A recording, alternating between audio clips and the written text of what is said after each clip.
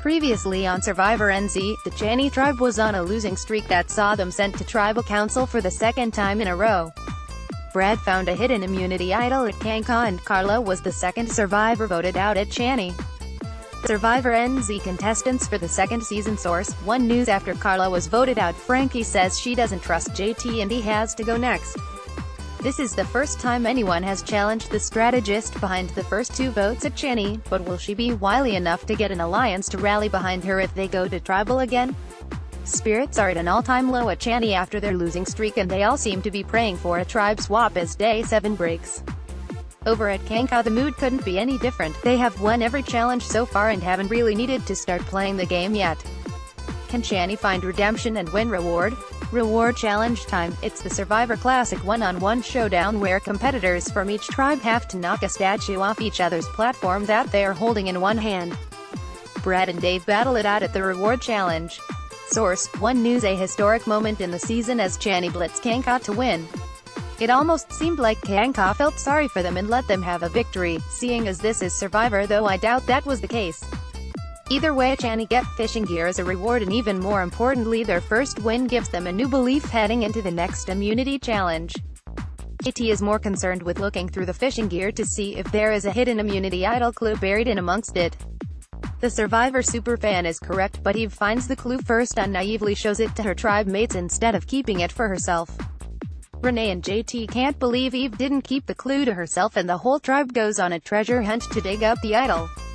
Back at Khangkhaw, and things aren't looking good for Dylan. His closest ally Keisha has decided to distance herself from him and reach out to others, perhaps trying to put herself in a swing vote position where she can choose sides. Always a dangerous game to play in Survivor. The Chani idol is found and Eve takes possession of it. She might not have it for long though, as JT is scheming to get it off her. He reveals this to the camera not long after Eve says she trusts him. Trusting JT looks like it's the second naive move from her for the day. The Survivor outpost returns, and an outcast at Khangkhaw, Eve, draws the long straw and is going to represent Chani at the outpost. She didn't really want to go, but the Survivor gods have decided that it will be a busy day for her. Keisha wins the straw draw at Khangkhaw, and Dylan is gutted he doesn't get to go to the outpost. That isn't the only thing Keisha wins, as she beats Eve and wins a huge feast of Thai sweet treats and fizzy drink. The catch: she has to eat it all herself and can't share any with her tribe. The two girls share some awkward strategy chat as Keisha shovels as much food and drink into her mouth as possible within a set time limit. Keisha tucks in at the Survivor outpost. Source: One News. Back at the Khangkhaw camp, the knives are out for Dylan and he knows it. Adam especially has made it clear he doesn't like him, saying he found Dylan shady from day one, and his sulking is annoying. Keisha comes back to camp after the outpost win and tells them all exactly what happened in the feast she chowed down on. Adam asks to see her teeth and doesn't believe her story even though it's the truth. Tess doesn't believe her either. It's just ball s asterisk asterisk t, she says, thinking instead that Keisha might have won an immunity idol or other advantage. Interesting, the one time someone comes back from a challenge and tells the truth, no one believes them. A lesson in that, I guess. Can Chani finally turn it around and win immunity? No time to get hung up on the outpost though, as it's immunity challenge time. Will Chani's victory at the reward challenge finally see their fortune change at immunity as well? No, Khangkhaw get back to winning ways, and smash Chani in a grueling water challenge. Matt dives in for Khangkhaw. Source: One News. Matt is a beast for Khangkhaw in the water, and for the third straight time Chani are heading to tribal. There's chaos in a last-minute scramble before tribal at Chani, and Eve's and Franky's names are being thrown around. The thing causing the issues is everyone knows Eve has an immunity idol and says she isn't afraid to play it if she feels threatened.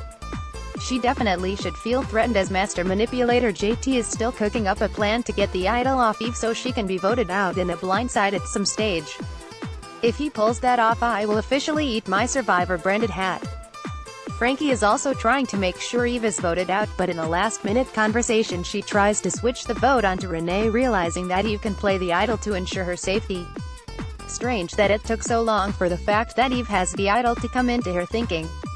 Tight lips reign at tribal council. Host Matt Chisholm can't get the Chani members to admit that there are alliances within the tribe.